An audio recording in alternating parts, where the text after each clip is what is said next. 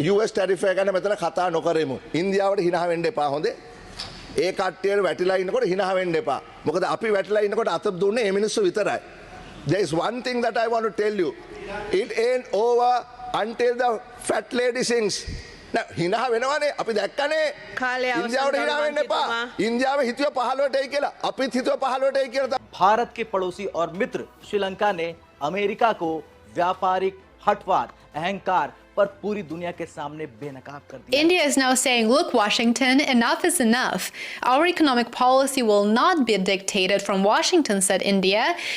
India और America के ताल्लुकात में ये जितने लोग थे जिन्होंने माजी में बड़ा काम किया, John Bolton and many others, they even believe कि we need to bring back, हमें इंडिया को वापस लेके आने की जरूरत है। पुतिन इंडिया भी जा रहे हैं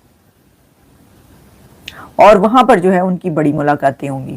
It could push India back closer to Russia and ironically closer to China, perhaps negotiating together against the US. इशारा था कि असली दोस्त वही होता है जो मुश्किल वक्त में साथ खड़ा रहे, न कि धमकी की भाषा बोलते हुए पीछे से छुरा घोंप दे, जैसा कि अमेरिका ने किया भारत के साथ 50% का टैरिफ लगा। India has reacted very negatively, as you might expect, to these tariffs related to Russian oil purchases. Basically जो बहुत सारे एक्सपर्ट हैं वो अमेरिका के अंदर बड़े परेशान हैं। नमस्ते दोस्तों, जय हिंद। स्वागत है आपका एक और नई वीडियो में।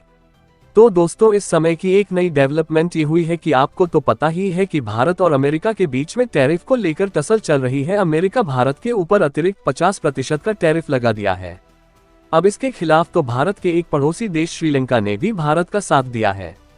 दोस्तों, श्रीलंका के संसद के अंदर एक सांसद खड़े होकर भारत को सपोर्ट देने का समर्थन करता है और वह कहता है कि भारत वही देश है कि जब हम पर मुसीबत आई तब हमारे साथ भारत ही खड़ा था और हमें भारत का साथ देना चाहिए। दोस्तों, भारत ने श्रीलंका की कई मौके पर मदद की है, चाहे और करता भी रहता है, फिर उनके इकोनॉमी के मामले में ही क्यों ना हो, भारत ने श्रीलंका के इकोनॉमी को मजबूत करने के लिए फंड भी दिए थे। दोस्तों, संसद के अंदर किसी सांसद के द्वारा ऐसी बात कहना कोई आसान काम नहीं है। ये श्रीलंका के लोगों का भारत के प्रति भाव को दिखाता है। अगर श्रीलंका सच में भारत के साथ स्टैंड करता है तो भारत उसको जरूर एक्नॉलेज करेगा और यह बात श्रीलंका को भी पता है।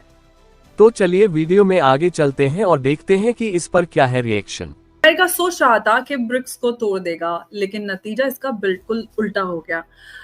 इस दबाव के चलते ये जो पांचों देश हैं ये और ज्यादा एकजुट हो गए हैं। ट्रंप एडमिनिस्ट्रेशन के नए टैरिफ हैमर ने ब्राजील, इंडिया, साउथ अफ्रीका और चाइना पर 30 से 50% तक ड्यूटीज को लगाया है और रशिया पे सेकेंडरी सैंक्शन के जरिए और भी रशिया को स्क्वीज किया है।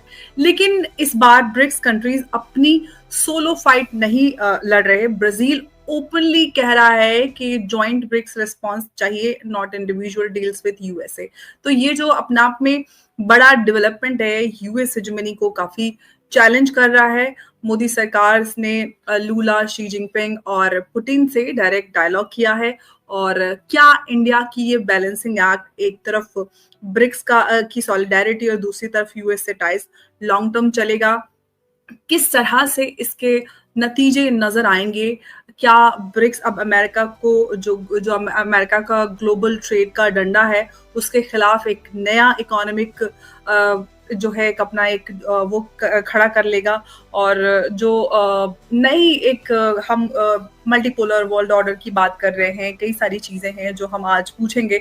वो सवाल हमारे जिनके जवाब हम उमेश जी से लेंगे। उमेश जी, बहुत बहुत स्वागत है आपका।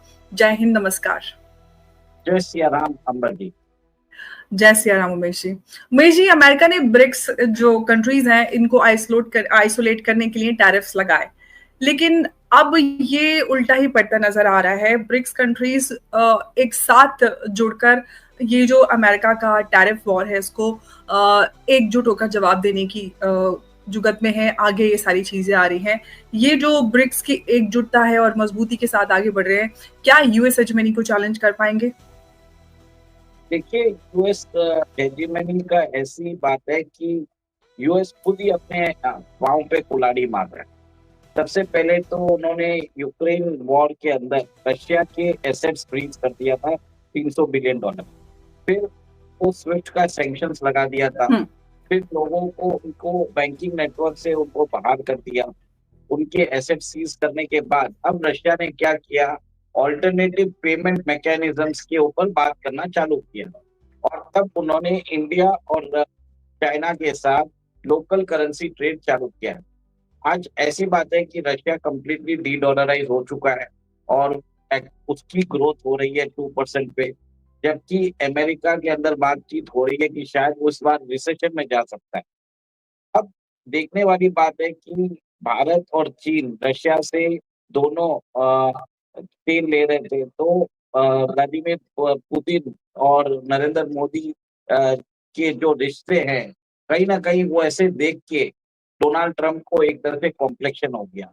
उन्होंने मोदी जी को बोलना चालू किया, आप उनको समझाइए कि वो यूक्रेन वॉर बंद कर दे, फिर आप तेल लेना बंद कर दीजिए। मतलब बहुत सारे फ्लिम्सी ग्राउंड्स पे कुछ ना कुछ बात पे वो झगड़ा करना चाहते थे, तो उनको मालूम है ये सब चीजें होने वाली नहीं है। तब उन्होंने भारत पे सैंक्शंस लगाना चालू किया, 50% लगा दिया। भारत को बोला कि आप अपना एग्रीकल्चर प्रोडक्ट्स मार्केट हमको अलाउ करिए, हमारा जेनेटिकली मॉडिफाइड क्रॉप्स लीजिए।